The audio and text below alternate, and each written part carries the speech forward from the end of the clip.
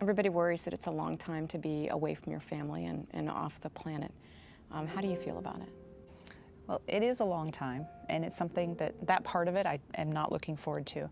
But I'm not the only person, I'm not the first astronaut to have left to leave children and a spouse, and I'm not the first person in other careers. We have military families that every day are leaving their families to go to places that I wouldn't want to go, and they have to leave their children behind, and sometimes they don't know how long it's going to be. We know it's going to be a 6-month time on space station. A lot of these people don't know how long it will be. They don't know the outcome of their trip.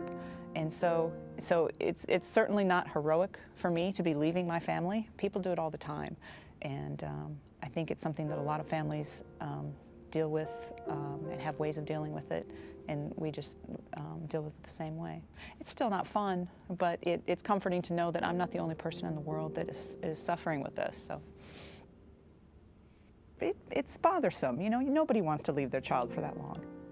But I know that time will go quickly, and I'll be back before you know it. And he's going to do great here. He'll do great with his dad. It'll be great bonding for them, if nothing else. But it is hard, and I'm actually, it's nice that there are others that have done it that I can look to say, what did you do? How did it work for you? And I know it's possible, and I know it won't be the end of the world. But I'm not going to lie and say it's not a hard thing to think about.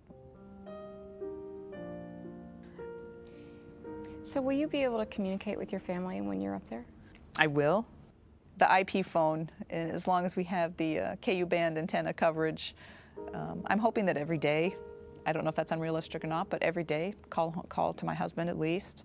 And whether or not my 3-year-old will be interested in talking voice on a phone, you know, maybe saying hello, mommy, and but he may or may not be interested in talking on the phone. And then once a week, of course, we'll have the video conferences. And as long as my husband has a mobile laptop or iPad where he can chase around, because I don't think my son will sit in front of a computer to talk to me. But so there's communication.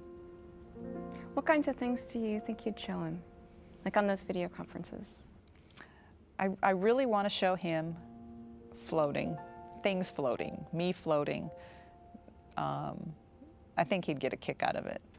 I've thought about, you know, videotaping myself eating lunch, looking out the window, singing him, "You're My Sunshine," you know, the things that I would do if I were there, and the things he would interact with me with while we're together.